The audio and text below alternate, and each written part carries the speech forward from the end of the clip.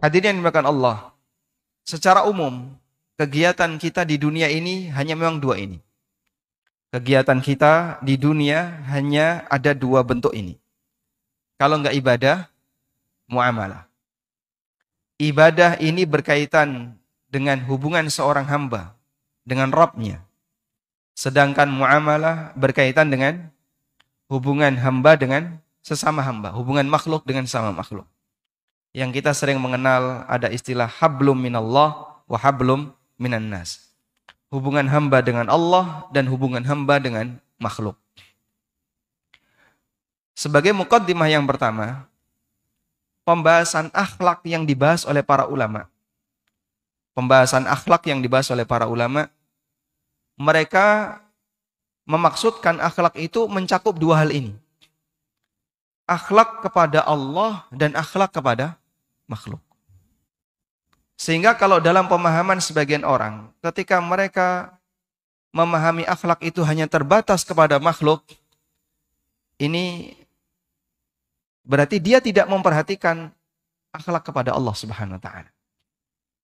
Karena itu, ketika kita menyinggung akhlak, maka tolong dipahami.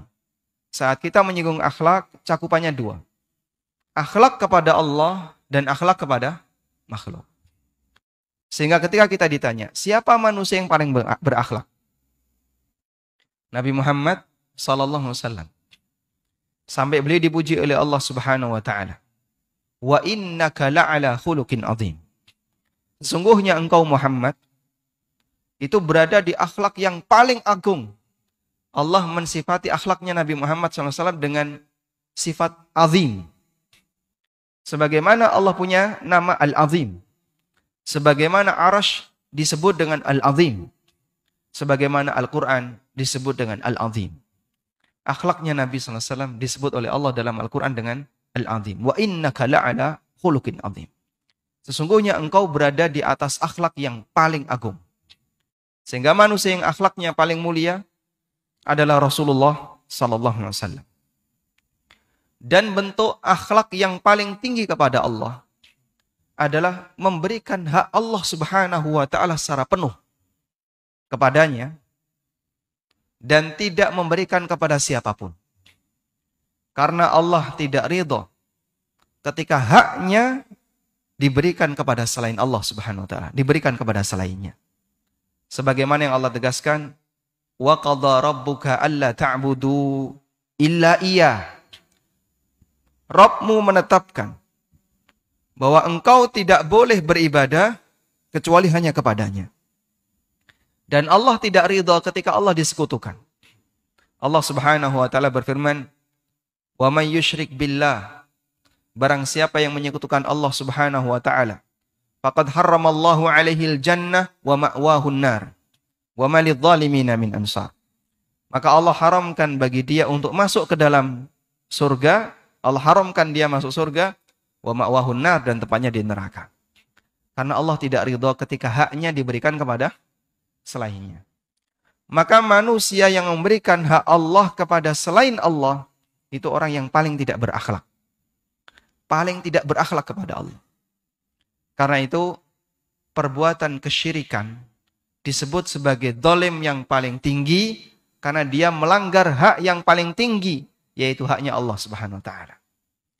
Maka kalau sampai ada orang yang punya pernyataan, kalaupun orang itu berilmu dalam masalah agama, menyampaikan tentang syariat, nggak boleh dia kesampingkan akhlak kepada manusia.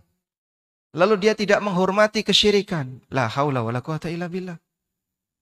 Ini sama dengan kita fokus pada akhlak kepada makhluk, tapi kita tidak mempedulikan akhlak kepada Allah Subhanahu wa taala. Kan ada sebagian orang yang mengkritik beberapa kaum muslimin yang mendakwahkan tentang anti syirik, meninggalkan kesyirikan. Mereka beralasan bahwa ini orang yang, mohon maaf ya, pakai istilah radikal atau yang lain, kurang berakhlak kepada sesama. Dalam arti dia tidak menghormati kesyirikan yang ada di sekitarnya. Kesyirikan itu tindakan tidak berakhlak. Dan puncak tindakan tidak berakhlak. Karena dia tidak berakhlak kepada penciptanya sendiri. Kepada Allah Subhanahu wa ta'ala. Baik. Kemudian kita di saat kita dituntut untuk berakhlak kepada Allah, kita juga dituntut untuk berakhlak kepada makhluk. Dan berakhlak kepada makhluk itu ada dua. Yang pertama, berakhlak kepada dirinya sendiri. Berakhlak kepada dirinya sendiri. Dia harus menyikapi baik untuk dirinya sendiri. Dan berakhlak kepada makhluk yang lain yang berada di sekitarnya. Dan 3 jenis akhlak ini dinyatakan oleh Nabi SAW dalam sabda beliau, ittaqillaha haitsu ma kunt wa atbi'is sayyi'atal hasanata tamhuha wa khaliqin nas bi khuluqin hasan. Bertakwalah kepada Allah dimanapun kamu berada. Ini bentuk menjaga akhlak seorang hamba kepada Allah Subhanahu wa ta'ala. Wa atbi'is sayyi'atal hasanah tamhuha. Ikuti perbuatan jahat yang kamu lakukan, perbuatan maksiat yang kamu lakukan dengan perbuatan baik. Tamhuha, niscaya perbuatan baik itu akan menghapus dosa yang telah kau kerjakan. Sehingga di poin yang kedua ini kita diajarkan untuk berakhlak baik kepada diri kita sendiri. Maksiat itu sama dengan mendolimi diri sendiri. Sehingga orang yang bermaksiat hakikatnya dia tidak berakhlak dengan dirinya sendiri. Dia numpuk beban, numpuk dosa, numpuk kezaliman bagi dirinya. Nabi SAW tunjukkan solusinya. Ikuti perbuatan maksiat dengan perbuatan al-hasanah, kebaikan. Dan bentuk al-hasanah dari maksiat adalah taubat. Yang diikuti dengan amal saleh. Wa'adbi'is sayyi'atal hasanah tamhuha. Agar kita tidak terbebani dengan dosa itu, maka perbuatan baik yang kita lakukan pasca kita bermaksiat akan menghapus maksiat yang kita kerjakan. Wa khaliqin nas bi khuluqin hasan, dan bersikaplah kepada sesama manusia dengan akhlak yang mulia.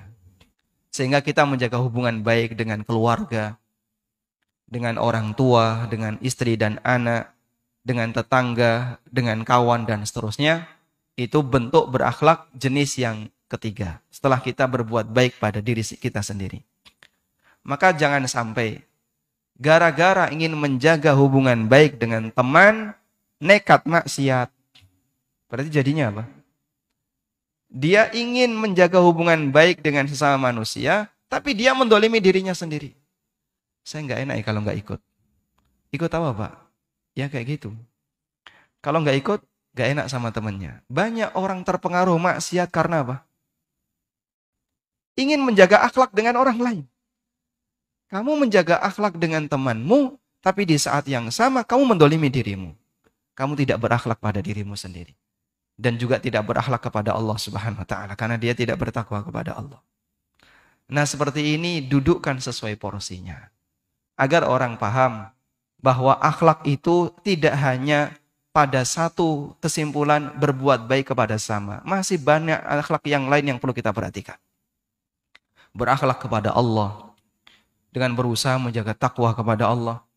Berakhlak kepada dirinya sendiri dengan berusaha jangan berbuat maksiat karena itu menjadi beban bagi kamu. Dan berakhlak kepada orang lain dengan menjaga hubungan baik kepada sesama, tidak mengganggu mereka, bahkan memberikan kebaikan bagi mereka.